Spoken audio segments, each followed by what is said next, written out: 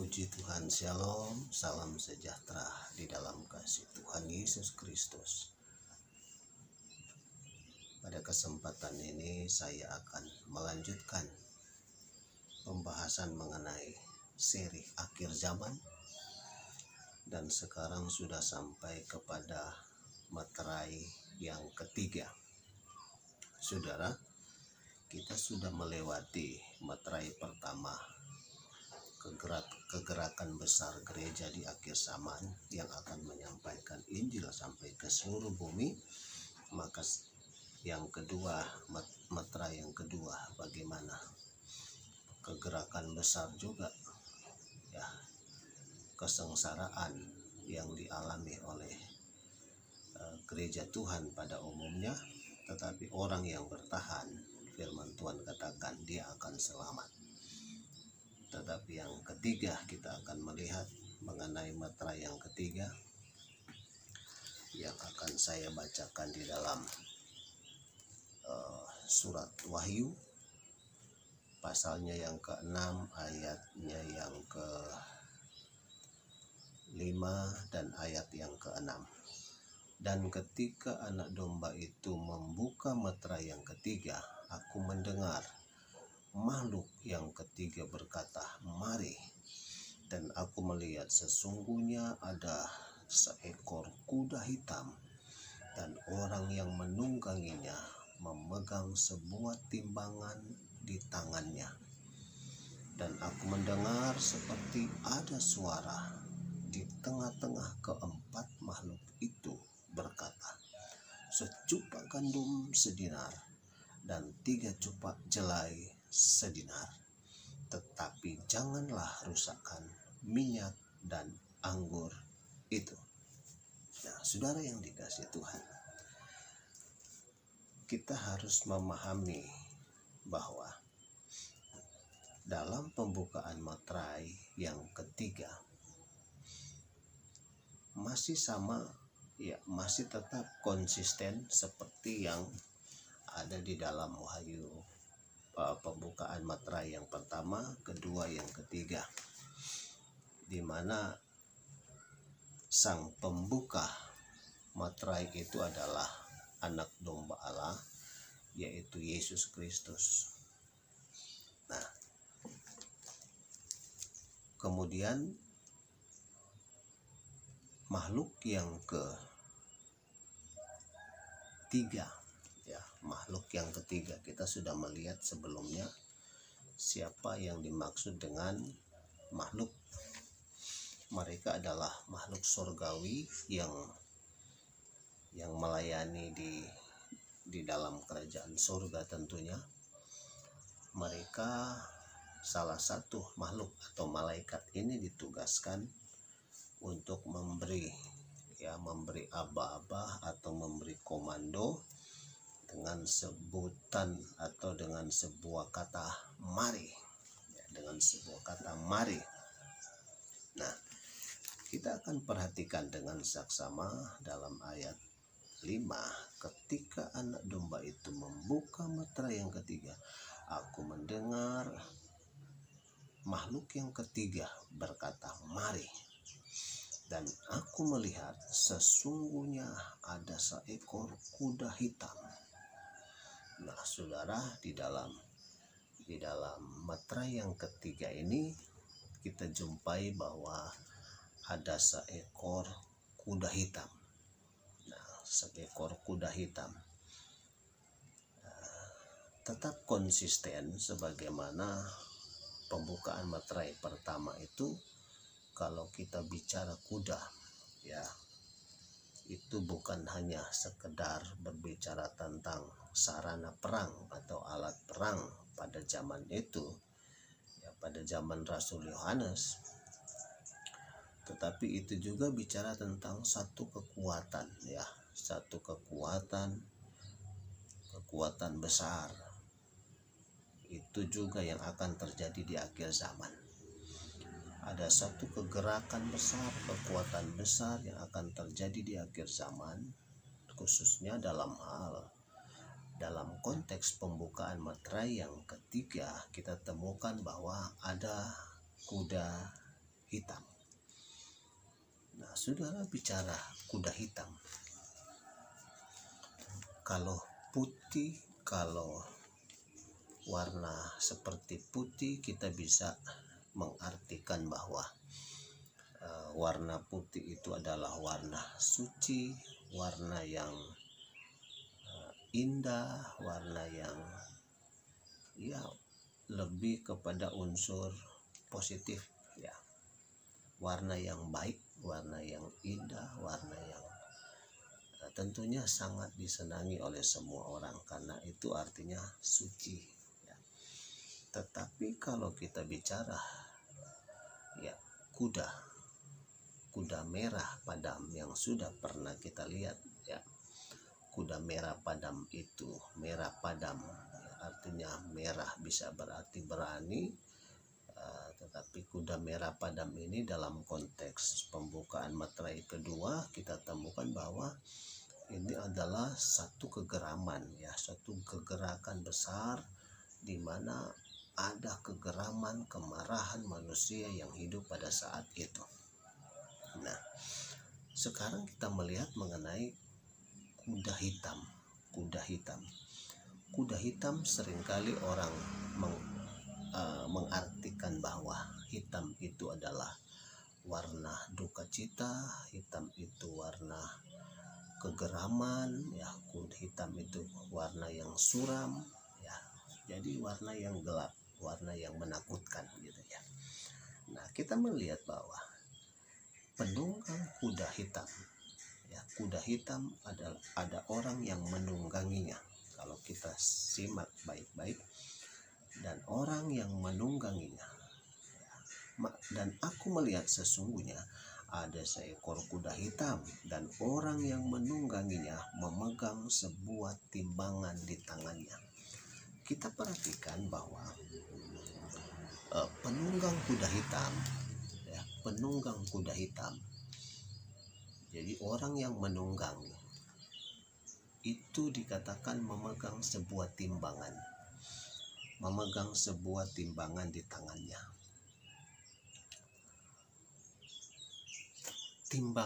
Timbangan itu adalah salah satu ya, suatu alat ukur ya, untuk mengukur, entah itu mengukur berat badan bisa, karena untuk mengukur berat ya barang-barang tertentu ya.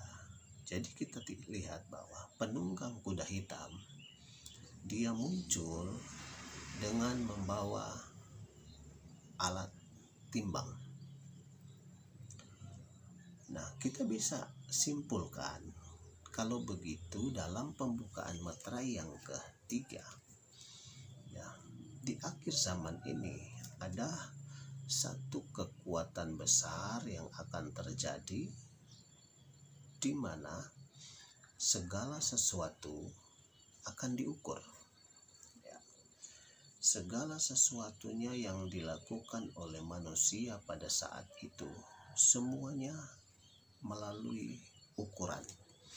Artinya akan ada satu pembatasan, akan ada satu ukuran di mana orang tidak bisa melakukan lebih dari yang dia inginkan, lebih dari yang dia mau. Ada satu ukuran yang harus menjadi patokan bagi manusia dalam memperlakukan sesuatu di akhir zaman. Nah, nanti kita akan lihat apa saja yang akan diukur pada saat itu, pada saat pembukaan materai yang ketiga. Nah, saya membacakannya ayat yang ke-6. Dan aku mendengar, Rasul Yohanes mendengar seperti ada suara di tengah-tengah keempat makhluk itu berkata. Saudara, kita ingat lagi bahwa dalam pembukaan materai 1, 2, 3, 4 ya, di situ kita temukan ada 4 makhluk ya, ada keempat makhluk. Nah, jadi di antara keempat makhluk ya, Alkitab katakan bahwa Rasul Yohanes mendengar ada satu suara yang terdengar di tengah-tengah keempat makhluk, ya, di tengah-tengah keempat makhluk. Nah, tentunya kita akan berkata, ini suara siapa? Yang pasti kalau kita memahami ayat ini, maka pasti ini adalah suara Yesus, ya, suara Yesus yang berkata. Makhluk dari tengah-tengah keempat makhluk itu berkata, secupak gandum sedinar dan 3 cupak jelai sedinar. Saudara, kita lihat mengenai secupak gandum sedinar.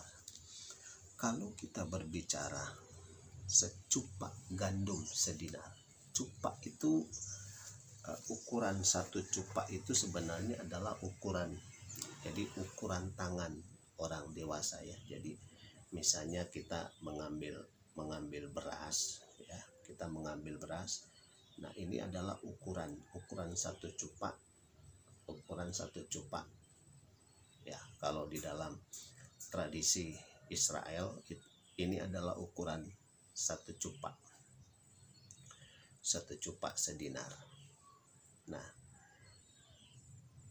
kalau mungkin kita ada di Indonesia, ya tentunya ukuran untuk mengukur beras atau untuk mengukur gandum kalau di Israel itu, maka di Indonesia tentunya kita akan memakai ukuran seperti gantang gitu ya, atau seperti liter, atau seperti leng gitu ya, ukuran tertentu yang memang sudah dijadikan sebagai standar ukuran di dalam dunia perdagangan gitu ya, seperti liter dalam mengukur beras. Nah, itu secupak itu harganya sedinar. Jadi kita lihat bahwa di akhir zaman nanti akan ada perubahan yang sangat mencolok, ya, sangat drastis di akhir zaman mengenai harga, ya, mengenai harga satu cupak atau harga 1 liter gandum atau beras, ya, dalam ukuran kita Indonesia. Ukuran 1 liter beras, ya, 1 liter beras, entah itu beras putih atau beras apa saja. Nah, itu ukurannya dikatakan harganya itu sedinar. Saudara, dalam tradisi Yahudi Israel, maka 1 dinar itu merupakan salah satu merupakan salah satu harga atau merupakan gaji, ya, merupakan gaji dari seseorang dalam bekerja, ya. Jadi 1 dinar itu adalah upah, ya, upah minimum bagi orang yang bekerja dalam 1 hari. Nah, dalam 1 hari upah orang bekerja dalam 1 hari itu hanya 1 dinar. Nah, kalau upah sehari dalam bekerja hanya 1 dinar, maka dalam pembukaan materai yang ketiga, maka kita temukan bahwa orang akan membeli, ya, katakanlah beras. Orang akan membeli beras. Dalam dia bekerja sehari, dia hanya mendapatkan 1 liter beras. Kalau katakanlah di Indonesia, ya, dalam upah minimum dalam bekerja misalnya mungkin, ya, boleh dipukul rata, ya, katakanlah 10.000, ya, 100.000 dalam sehari. Maka akan terjadi di akhir zaman upah 100.000 itu hanya akan dapat membeli 1 liter beras. artinya nanti akan ada satu gelombang, ya, satu gelombang resesi global yang akan terjadi di akhir zaman, di mana harga khususnya makanan pokok itu akan meningkat tajam, ya, akan meningkat tajam.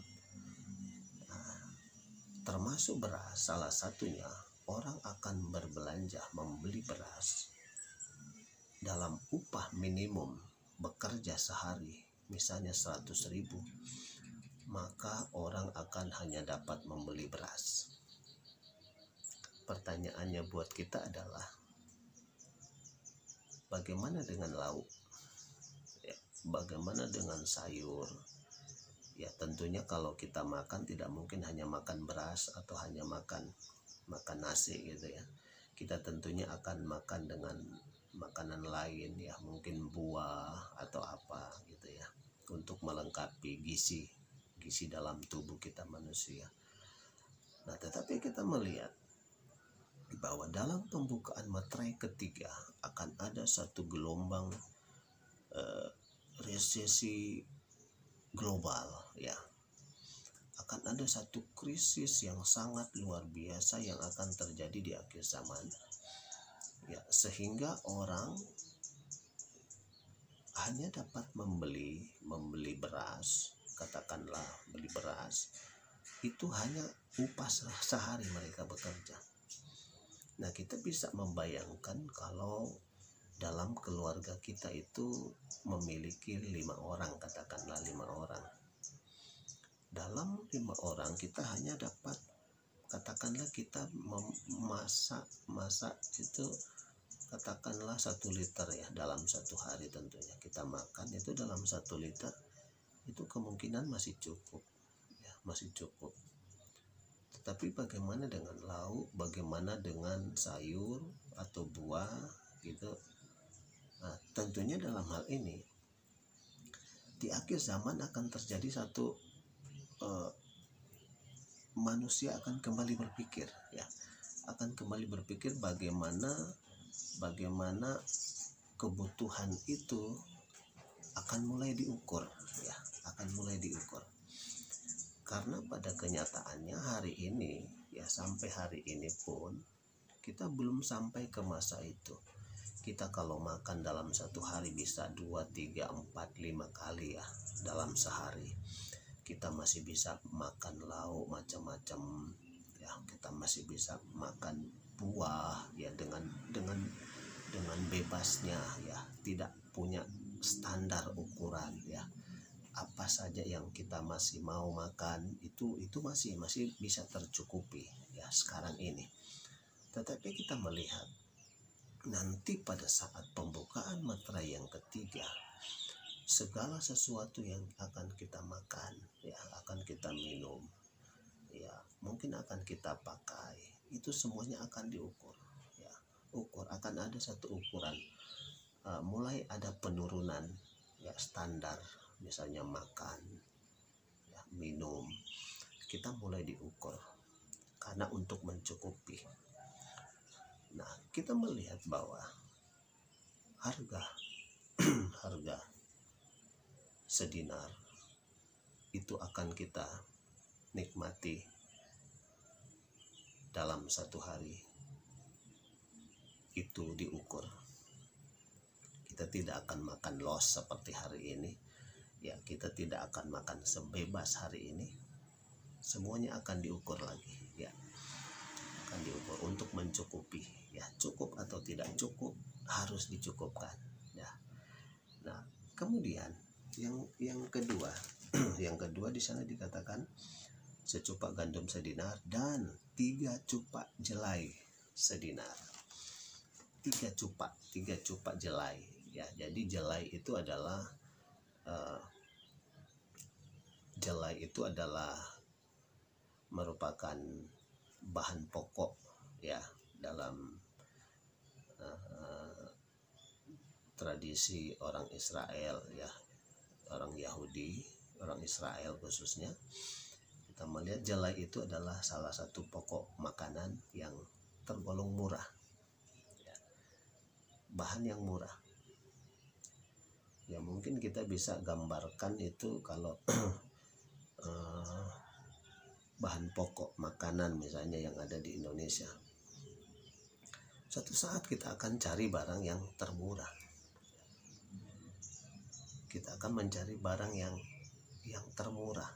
Kalau mungkin selama ini kalau kita makan, wah, kita kalau bisa mencari barang yang mahal gitu ya, beras yang terbaik gitu, lauk yang terbaik, makanan yang terbaik yang sedap dimakan. Tetapi perhatikan bahwa nanti dalam pembukaan materai ketiga, jelai pun yang kadar mungkin kadar gizinya bisa rendah, atau makanan-makanan yang mungkin harganya sangat murah itu akan kita makan pada akhirnya ya. Jadi kalau hari ini kita masih makan dengan pola makan yang sangat mahal, suatu saat kita akan makan dengan pola makanan yang lebih murah. Karena apa? Untuk mencukupi, biar semua keluarga bisa dapat menikmati. Yang penting kenyang. Ya, asal saja perut kenyang itu sudah cukup. Nah, saudara. Dan menjadi pertanyaan buat kita orang yang percaya pada hari-hari ini. Bagaimana dengan kita orang percaya? Kalau kita perhatikan ayat selanjutnya, secupak gandum sedinar dan 3 cupak jelai sedinar. Tetapi, nah ini ada kata pengecualian ini. Tetapi, janganlah rusakkan minyak dan anggur itu. Saudara, jadi pada saat resesi global yang terjadi di dunia, di mana orang akan mulai akan ada pembatasan ya, ekonomi dibatasi semuanya, pola makan dibatasi. Kita melihat bahwa firman Tuhan berkata bahwa tetapi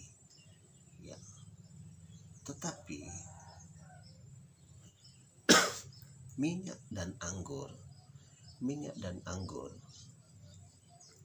firman Tuhan katakan minyak dan anggur itu jangan dirusak. Artinya minyak dan anggur ini akan terpelihara. Jadi apapun bisa terjadi.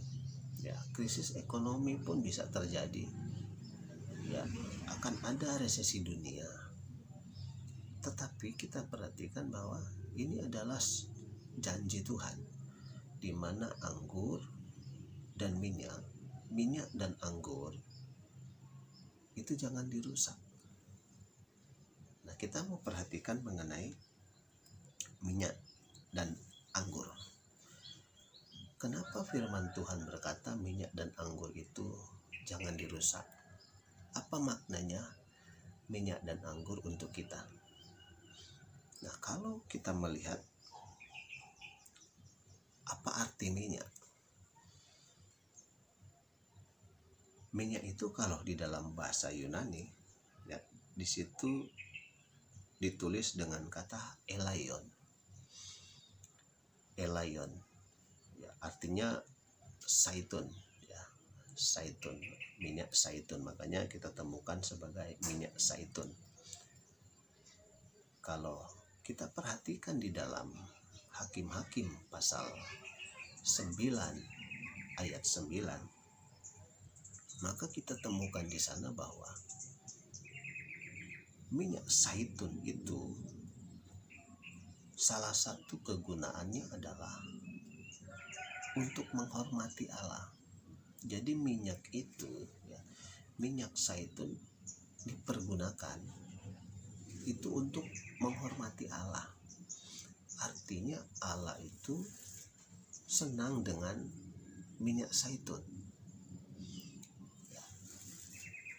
Jadi ketika berbicara tentang minyak, maka itu akan berbicara tentang kesukaan Allah Ya, Allah senang dengan minyak zaitun yang harum gitu ya.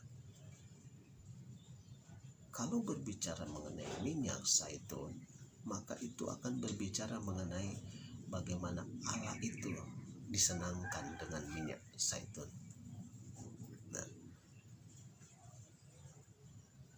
kemudian anggur. Anggur itu kalau di dalam bahasa Yunani itu disebut oinon, ya, oinon. Nah, oinon ini bisa berarti buah anggur, ya, bisa berarti pohon anggur, tetapi bisa juga berarti kebun anggur gitu ya, bisa berarti kebun anggur. Nah, kalau di dalam Hakim-Hakim pasal 9 ayat 13 itu hampir sama dengan minyak zaitun tadi. Anggur itu merupakan sarana bagi Allah, di mana Allah itu senang, ya. Allah itu disenangkan melalui anggur. Itulah sebabnya kalau kita perhatikan di dalam Yohanes, ya, Injil Yohanes juga mencatat Allah itu adalah pokok anggur, ya, dan kita ranting-rantingnya, ranting-ranting anggur. Artinya Allah tidak bisa dipisahkan dengan ranting-rantingnya. Nah, dengan demikian bahwa ketika kita berbicara mengenai anggur, maka itu akan berbicara tentang kita, kita orang percaya, tentunya dalam konteks Israel. Kalau berbicara tentang zaitun, tentang anggur, maka itu akan berbicara tentang Israel. Nah, itulah sebabnya saudara, kalau kita perhatikan dengan saksama, kenapa dalam pembukaan meterai yang ketiga disebutkan jangan rusakkan anggur. Itu mengandung pengertian bahwa jangan rusakkan Israel, ya, karena Israel adalah merupakan anggur kesukaan bagi Tuhan. Israel bisa berbicara tentang bagaimana menyukakan hati Tuhan.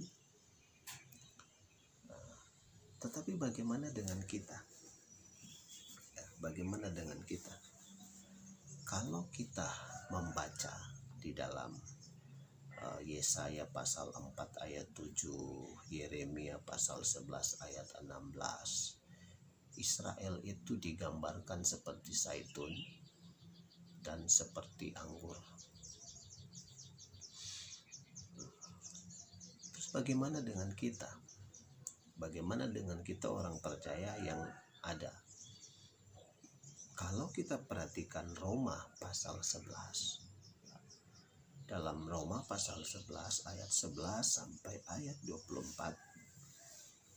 Maka di sana dicatat Israel itu secara harafiah ya, sangatlah berharga di mata Tuhan. Tetapi Israel secara harafiah itu Roma mencatat, ya, Paulus mengatakan bahwa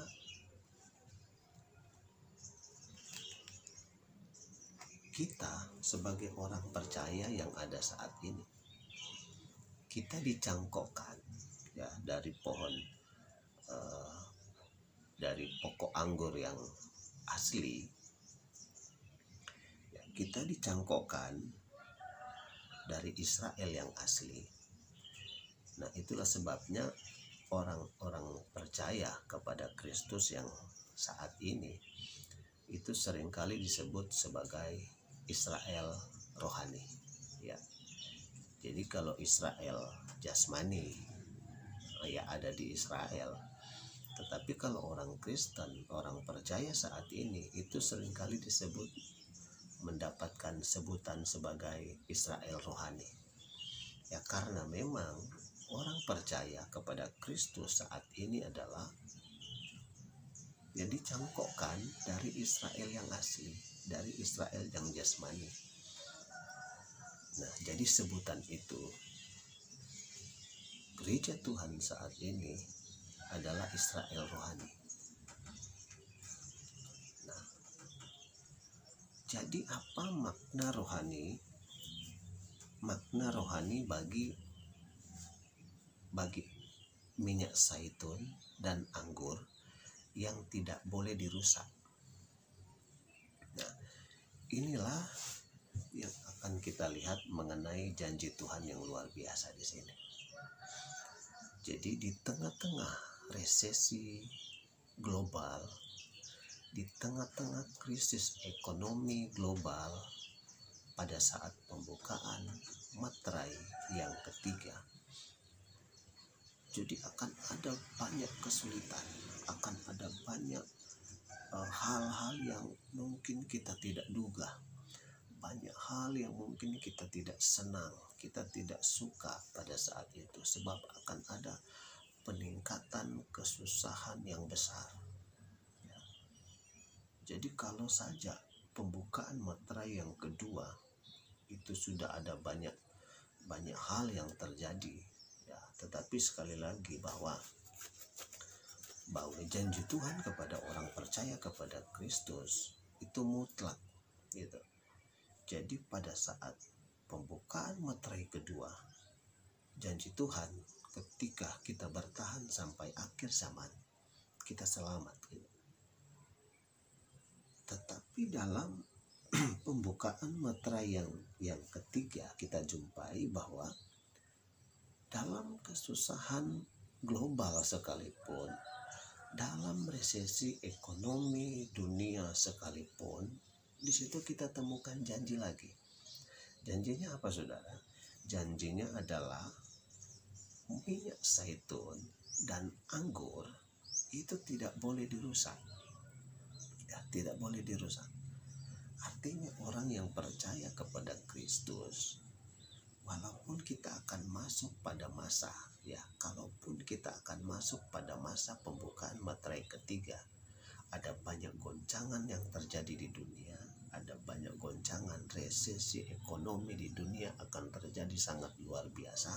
Tetapi perhatikan, orang-orang percaya kepada Kristus, ya, minyak anggur, minyak zaitun dan anggurnya Tuhan, ya, kita adalah minyak zaitunnya Tuhan, ya, kita adalah kesukaannya Tuhan, kita adalah anggur kesukaannya Tuhan, ya, kita adalah pokok, kita adalah ranting-ranting anggur, dan Tuhan itu adalah pokok anggur, gitu. Nah, jadi resesi dunia akan terjadi, tetapi perhatikan, ada pemeliharaan Allah yang dahsyat, ya, ada pengecualian, tetapi minyak dan anggur itu tidak boleh dirusak. Artinya orang-orang yang percaya kepada Kristus akan ada perlindungan. Orang-orang yang percaya kepada Kristus akan hidup dalam damainya Tuhan. Inilah berita yang terpenting untuk kita pahami di akhir zaman ini. Segala perkara boleh saja terjadi, tetapi minyak dan anggur itu akan tetap dalam pemeliharaan Tuhan. Ya, puji Tuhan. Jadi bagi orang percaya yang hidup di akhir zaman, kita tidak perlu takut. Ya, walaupun dunia akan bergelora, tetapi bagi orang percaya, ini adalah satu berita yang membuat iman kita makin kuat, yang membuat keyakinan kita kepada Kristus itu semakin teguh. Ya, kita tetapkan iman kita kepada Yesus Kristus, karena suatu saat janji Tuhan mengenai minyak zaitun dan anggurnya Tuhan itu pasti akan menjadi kenyataan dalam hidup kita. Banyak kesusahan boleh terjadi, ya, banyak resesi boleh terjadi. Tetapi bagi orang percaya, bagi anggur-anggurnya Kristus, bagi zaitun-zaitunnya Kristus, itu akan ada di dalam perlindungan Tuhan. Dialah pokok anggur dan kitalah ranting-rantingnya. Tetaplah tinggal di dalam pokok anggur. Tetaplah tinggal di dalam pokok anggur. Sehingga apapun yang terjadi, kita tetap ada di dalam pokok anggurnya Tuhan. Puji Tuhan. Tetap kuat, tetap semangat menjalani kehidupan. Ya, bersama Tuhan Yesus kita pasti bisa. Janji Tuhan buat kita orang percaya, bagi minyak zaitun, bagi anggurnya Tuhan, itu tetap akan dipelihara oleh Tuhan sampai pada akhir zaman. Puji Tuhan, Tuhan memberkati kita semua. Shalom, salam damai untuk kita semua.